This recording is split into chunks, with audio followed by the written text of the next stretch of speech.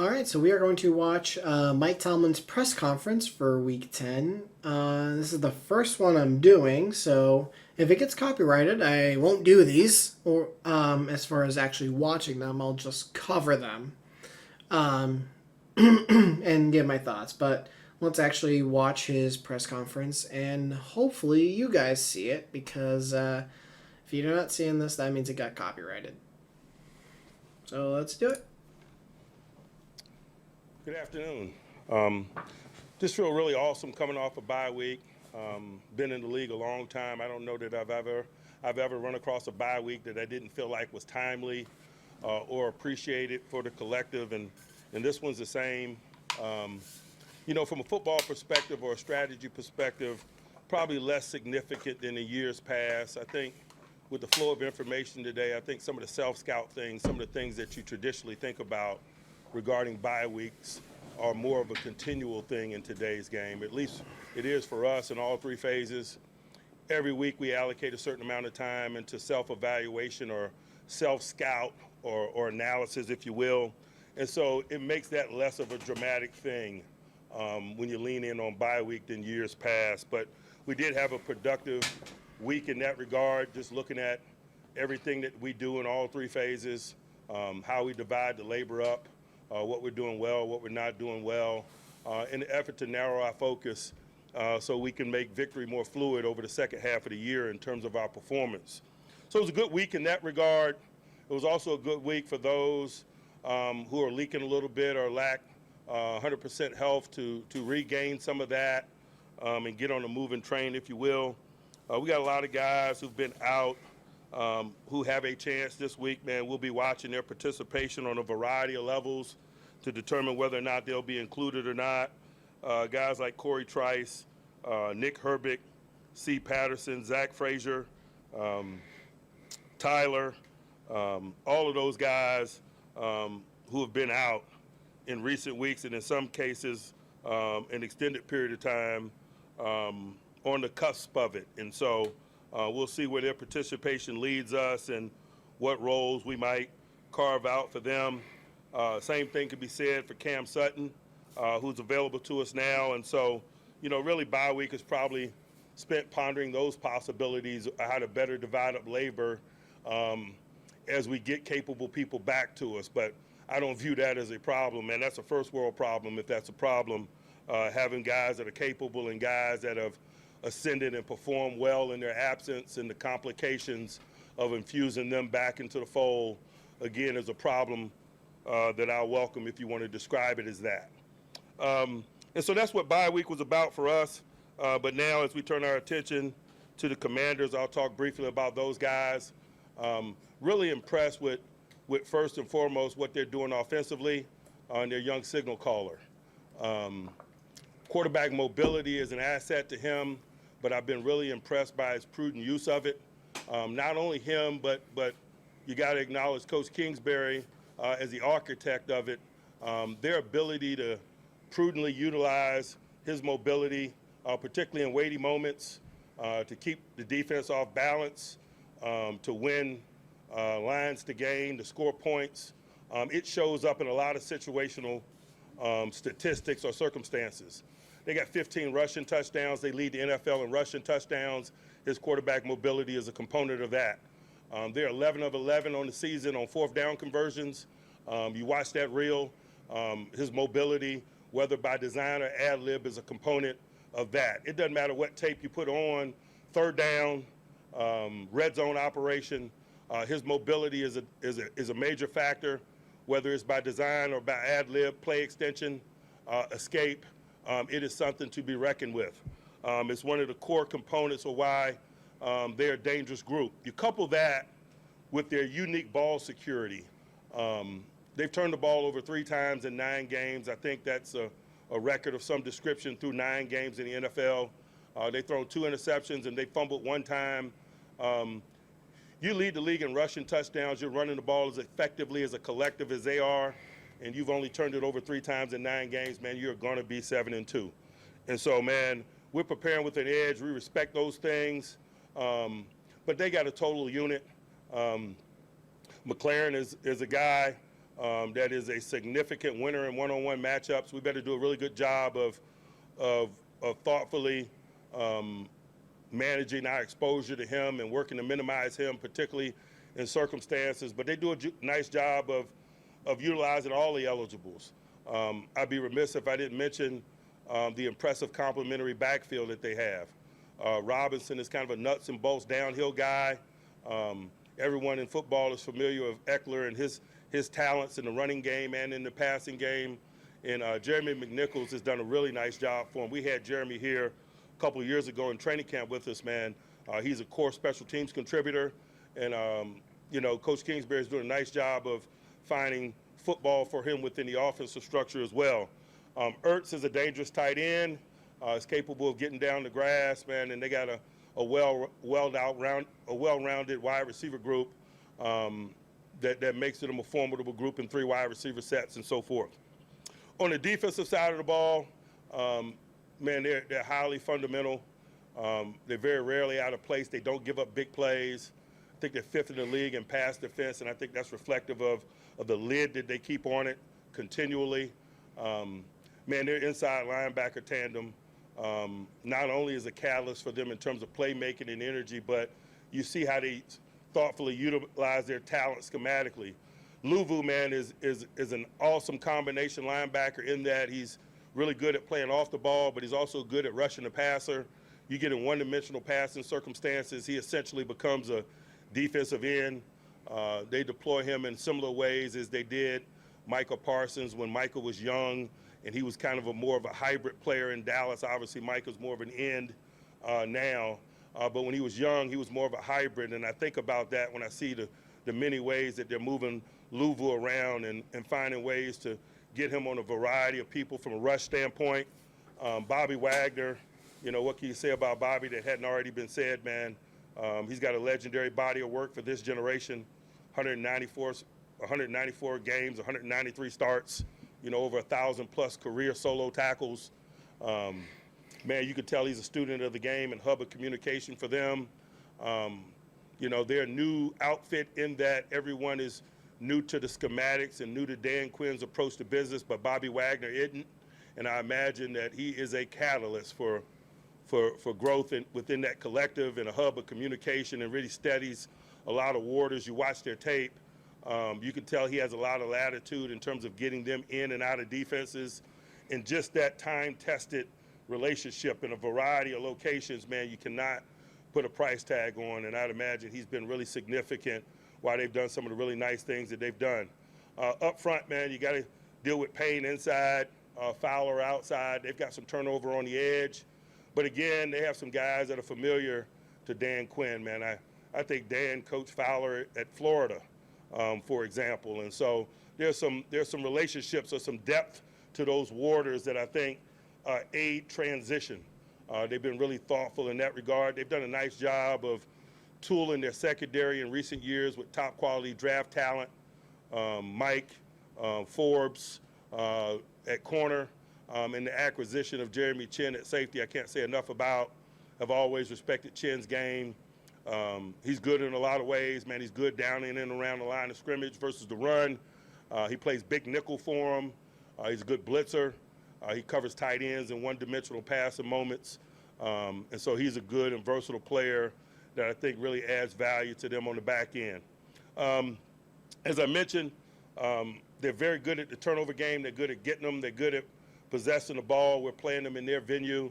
They're a 7-2 bunch, and so on the surface, obviously, there's a lot of things to be excited about. We're equally as excited just to getting back to doing what it is that we're doing and getting back in a stadium and competing. And so with that being said, I'll pause and open it up for questions. Is 8 games enough of an indicator to determine, what you are or what your identity is? I think that, that's a slippery discussion, because oftentimes your immediate identity is affected by current circumstance. When there's a lack of player availability in certain areas, oftentimes it affects how you go about business. For example, for a large part of that 8 games that you mentioned, we only had TJ and we didn't have Alex Highsmith or Nick Herbig. And so that might affect, how you rush, particularly in one-dimensional moments. And so broadly, yes, but there's some complexities if I'm legitimately answering that question, because oftentimes your day-to-day decisions in the short term are affected by current circumstance. And so the larger body of time that you look at, the more true that statement is. And oftentimes 8 games can be or cannot be enough of a sample size to legitimately address that. After 8 games? You know, I've learned not to overanalyze it, to be quite honest with you. There's a, axiom in coaching: you are what your record is. And so I don't waste a lot of time pondering, to be quite honest with you. I'm just trying to focus on number 7. Mike, what did you see in the Giants' tape that you want to shore up run defense-wise? There's a lot. Some of it is really good execution by them, to be quite honest with you. I think that was reflected in their ability to run the ball last Sunday against the Commanders. And so I'd be remiss if I didn't acknowledge that, man. We're in the ultimate competitors league, man. The people that we play week in and week out, man, are very good at what they do. They spend a lot of time preparing. And as I watched football from afar last weekend, sitting on a bye, it didn't miss me that the Giants had an effective run game in the subsequent game. And so I tip my cap to them, but certainly we can get better in some areas in terms of, fundamental things: whipping blocks, making tackles, us as coaches putting them in the very best position to do those things. I think particularly on that big breakout run, that's a call that we as a coaching staff wish that we could have back, for example. Anticipate Cam Sutton's role to be now that you have him back? That's to be determined, but I think that's one of the things that makes Cam so interesting and valuable to us. He is a utility back. His football intellect and physical capabilities is such that he can play anywhere, and he has, to be quite honest with you. His last year for us, he was an outside corner. He was a nickel. He was a dime. He was capable of playing safety at times and allowing Mika to move around and come down and do other things. And that versatility, that utility component is a major attraction to us. I know there's been a lot of speculation, to be quite honest with you, about how he and Beanie might function. It's really 2 separate discussions. Cam is capable of playing anywhere in the secondary. And so if people need to be concerned about reps or division of labor, I would advise everybody in the secondary to be on notice, because Cam is that versatile. You learned maybe about your wide receiver depth through the first 8 games? That when called upon, they're capable of delivering. And I just think with each passing week, like the sample size component discussion we're having over here, there'll be more opportunities to display that, particularly as people work schematically to minimize George. It creates one-on-one opportunity for others. Sometimes people have dual agendas. They want to minimize George and Pat, and that further creates opportunities for others. I just feel like we have a group that's hardworking and capable, and can't wait to show the football world those capabilities. And every time we step into a stadium, they get an opportunity to do so, and you've seen some examples of it already. Obviously, the trade deadline is here in a couple hours. Is there a piece that needs to be added to that group? Do you anticipate any kind of movement? We work the trade market, not only at that position, but all positions. I think every team does, particularly those of us that are trying to lean in as the road gets narrow. And so I acknowledge that we're active participants in trade discussions, but to be quite honest with you, we always are. And so, I wouldn't read too much into that behavior. I just think that's normal, prudent business for us if you're trying to be a developing world championship outfit. For us at quarterback now, does that perhaps heighten your desire to add to that room because you might be able to net more out of the passing game, or is he the kind of quarterback that can get more out of what you have? I don't know that his presence or lack of his presence changes our appetite for adding talent. Talent that could help us win, not only at that position, but any. I just think that's always our mentality, particularly talent at value. Mike, about the trajectory of the discipline you guys have shown in your pass defense from coverage assignments and reacting to what opposing offenses are doing? I think we've done some nice things, but I think that particularly when you face quarterback mobility and the ability to extend plays, that really gets challenged. And so stay tuned, particularly over the next couple of weeks, you'll get a good example of where we are in terms of some of that. Mike, before the bye week, Najee had posted 3 consecutive 100-yard games. Just collectively, offensively, what needs to continue to keep you guys on that current trajectory running the football? We don't define ourselves by Najee's 100-yard games. We got to run the football as a collective. Obviously, he's a significant component of that. But we got a bunch of capable people. Jalen's capable, Patterson's capable. And so if you're talking about the running game, certainly we desire to have an effective running game and control the line of scrimmage to minimize one-dimensional moments, to be in third and manageable.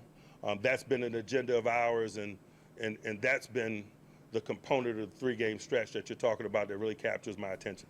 Mike, you mentioned Jaden Daniels' mobility. What strikes you as when you watch him as a passer? You know, his prudent ability to maintain possession of the ball, to be a young guy, to extend plays, to do the things that come with extending plays. Oftentimes, play extensions means more variance in terms of outcome of play. Sometimes good, sometimes bad. He's been able to extract the good from those moments while minimizing the bad, and I just think that speaks to his savvy and his experience. And I say experience because, you know, rookie quarterbacks come at you in a variety of forms, man. This guy has been a franchise quarterback for 2 different universities. He brings experience in the way that Bo Nix does. All rookie quarterbacks aren't the same. Some guys come with a lot of experience. Some guys come as guys with upside, man, and talent. And so I can't say that I'm completely shocked by some of the things he's done because he had an extended body of work in college at 2 different universities. When you're preparing for him, do you go back to that body of work in college to do some of the scouting, or are you basically? No, we got 9 games of NFL tape to look at. In that same vein, what are some of the challenges of specifically facing a rookie compared to some of the vets, guys like Rodgers, Dak Prescott, Kirk Cousins you've seen this? I don't view it any differently. I don't categorize what I'm looking at as rookie or veteran. I just look at what's on tape and build an appropriate plan relative to it. I don't think you'll find anybody that would say he's playing like a rookie, and sometimes some veteran players play like a rookie. And so I generally just look at tape. I don't care about the narrative component of it, to be quite honest with you. Business. It's all day and into the night. And it's why all the businesses that keep this world turning choose advanced solutions and partnership from Comcast Business. Powering more businesses than anyone. Powering possibilities. Mike, what happened with Justin Fields at the end of the last game week, and do you expect him to be ready this week? He experienced a minor hamstring injury on our last day of practice going into the Giant game. We didn't want a small problem to become a big problem. We designated him the 3rd quarterback, but given the bye week, man, and the week that's ahead of us, we're not imagining that to be a problem. But again, we'll let participation be our guide in terms of how we divide the labor up. Russ, the starter, you did say that there was going to be the potential for a Justin Fields package. Do you anticipate seeing that as we go down the line here in the I would always anticipate seeing that, as long as both guys are on our roster. Mike, when you have a week where you don't do that well stopping the run, like Cam, for example, is upset about after the game, does it help in a way when you know, like you got team that leads the league in rushing touchdowns, and you got the Ravens coming the week after that? Does that help get their attention maybe even more quickly? No, we don't care about the Joneses, man. Our story is our story. We got an agenda that we're trying to live, and when we don't meet it, man, you know, we're thumb pointers. We guys that look in the mirror, and so the opponent, the nameless great faces that we play are relevant in terms of the agendas, particularly the things that we value and the places that we hang our hat. Just following up on your comments about McLaurin, in terms of his personal skill set and how he's deployed by Washington, is it similar to what you've seen recently in Devontae and CeeDee Lamb? No, it's not, particularly in terms of CD, man. CD works a lot inside. You know, this guy's his own man. They do a nice job of highlighting him and getting him in one-on-one circumstances. You know, Devontae was so new to the Jets, I really can't describe his role, or I didn't have a clear understanding of his role. And so I'd be reaching if I was comparing that to recent matchups in that regard. Mike, have you used Joey a little less to shadow a guy? And if so, is that a byproduct of having Dante on the other side? No, we're putting him where we deem appropriate. Sometimes matching the guy is most appropriate. Sometimes putting him in isolation formation structure is appropriate, meaning people that do a lot of backside one-on-one stuff on the backside of formations probably merit that he plays away from the nickel. He's been doing some of that. the big thing is week in and week out, man, we believe he's a top-notch guy, and we want to figure out the best way that we can utilize his talents and effort to help us. Sometimes it's one-on-one football. Sometimes it's within the framework of offensive structure, and we make that decision week in and week out. Sometimes it's right and left. We have a lot of information at our disposal relative to analytics that aid us in that discussion, that make it a little bit more complex discussion as opposed to, telling Joey to follow McLaren, for example. Mike, when it comes to Russ, we've got Calvin Austin, George Pickens, guys have talked about how much they worked with him before and after practice on specific routes, timing, and extra things that they're like, hey, we're really nailing this down. How much have you seen him bring that better experience away from just practice to go the extra mile in ways that, maybe haven't been as regularly?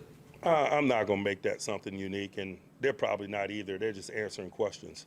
I don't know a professional quarterback and receiver crew that doesn't work before and after practice, particularly if you're trying to be great and compete for a world championship. That's just standard operating procedure. Anyone else? All right. Thanks, guys. All right. So that's it for the press conference, it looks like.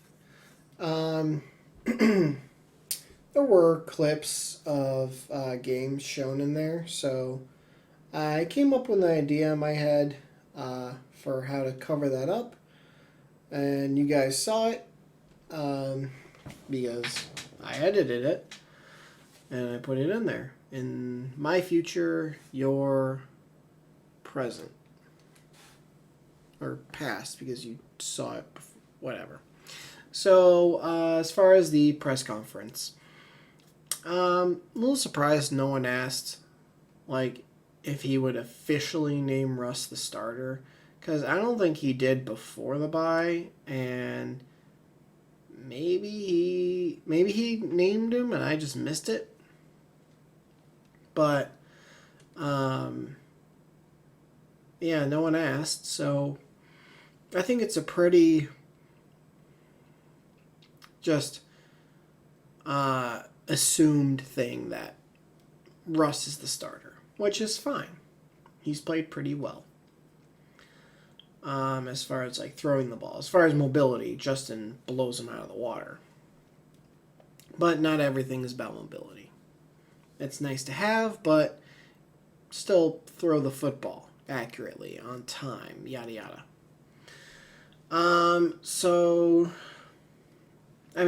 Good updates in there about guys we're going to be getting back from injury, or could get back from injury. Zach Frazier, when it was revealed he was week to week, and that was a couple weeks ago, I figured, okay, probably the bye week. Once the bye week is over, that's probably when we're going to see him come back, and that's what Tomlin said. We're going to get some other guys in, which is awesome. Cam Sutton, it is going to be interesting to see how he is utilized, just because he can play multiple positions, and Beanie's been solid as of late at the slot corner position. Before, he struggled mightily, and now he's actually been doing decent. So, but whether it's inside, outside corner, safety, whatever ends up happening, it'll be good to have him back. And then, yeah, it's going to be a tough game versus the Commanders. He did mention they're 7-2 for a reason. Yeah, but they needed a Hail Mary in order to win the game. Now, you can argue, did the Bears even deserve to be in that position, and yada yada. But there are a couple games here and there where maybe the Commanders, you can definitely argue, may not have won. They really had the potential to lose, or they it's hard sometimes to say they shouldn't have won, you know? So, but yeah, there were a couple close games, and Pittsburgh has had their fair share, but they also had 2 games that were close, not go in their favor, and that's keeping them from 8-0. The game versus Dallas, that 4th down, and the fact that George fumbled in the red zone, Justin fumbled, knocking them out of field goal range, and they lost by 3 to the Colts. So there is definitely some stuff where it's like, well, and like week 1 versus Atlanta, like you won kicking 6 field goals. So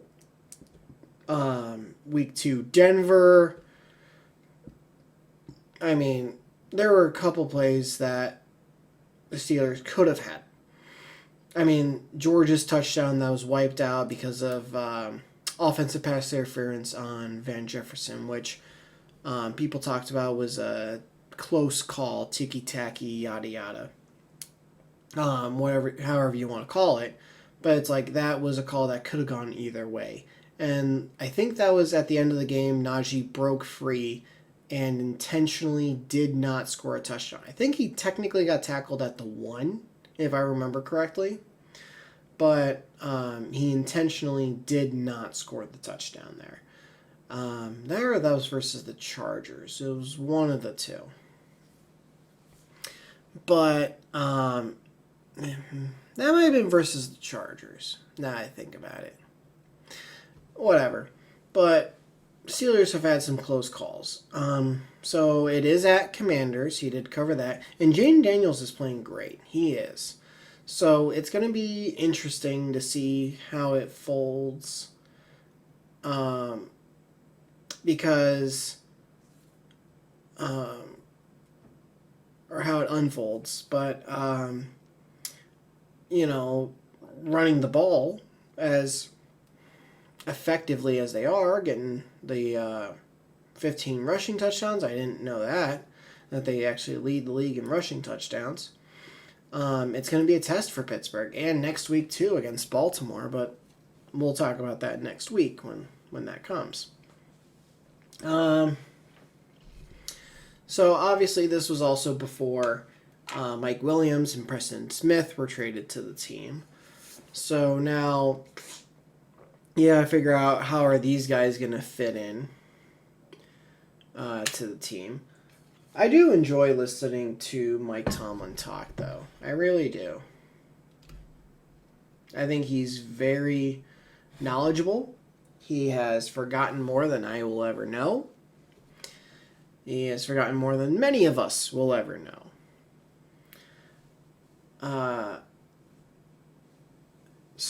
And then it's going to be great most likely having Justin back as the number 2. And it's similar to Russ. Like, Justin was playing fine, so they didn't need to rush Russell Wilson back from his calf injury.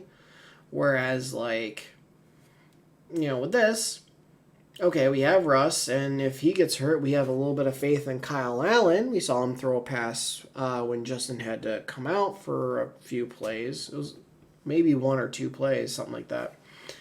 And he threw a really nice ball to maybe Pat Freiermuth, I can't remember. But he threw a nice pass. So it's okay if Russ gets hurt, we're comfortable with Kyle Allen. And then we obviously didn't need him. But it's nice to have him back, though. Talking about some of the players on Washington's defense, like Jeremy Chin. I don't know if this is 100% true or not, but I think it was reported during the offseason, like free agency time, that the Steelers were trying to get Jeremy Chin.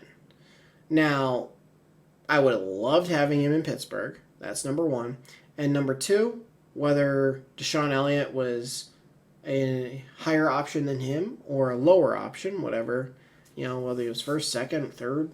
But Deshaun Elliott is a very nice player, though, at safety. So yeah, we didn't get Chin, but we got Elliott, which I still really like that move. Plus, it's fitting his run stopping ability that he wears 25, Ryan Clark's number. Ryan Clark was a heat seeking missile. So it's fitting he wears 25. So, and then he said McLaren. It's McLaurin, which, I mean, that's a little thing. That's not huge or anything like that. But, yeah, Terry McLaurin. Really nice receiver this year. Yeah, he's played with some okay quarterbacks, but this is like his first like good quarterback, I think, in his entire NFL career. Maybe I'm missing somebody, but as far as I can recall, this is like his first good quarterback. So he's playing well. And Bobby Wagner, yeah, he knows the Dan Quinn defense from when Dan was the defensive coordinator in Seattle. So he knows it. Like he said, Dante Fowler might have played for him at Florida, which that's actually kind of cool that he did. So he would be another guy who he knows the system. So they definitely have guys in there that know the system, and this was also before it was announced that the Commanders traded for Marshawn Lattimore. So that's going to be interesting as well. Now, I saw something that said he missed week 9 with an injury. So depending on what happens this week, he potentially might not play. Now, I think, and this is I think, I'm going to double check here, but I think the Commanders' bye week is after this game, right? Am I wrong or am I right on that? Because if their bye week is after this game, no, it's not. It's a week 14 bye. I was going to say, because if it was after this game, I wouldn't play him versus Pittsburgh. I would sit him. Let him get healthy. He has a couple weeks to learn our defensive system and go. But no, their bye week's not until week 14. So, but yeah, like, they got Marshawn Lattimore too. So their team got quite a bit better. Now they gave up a decent amount to get him, but their team's better now than it was earlier, before the deadline.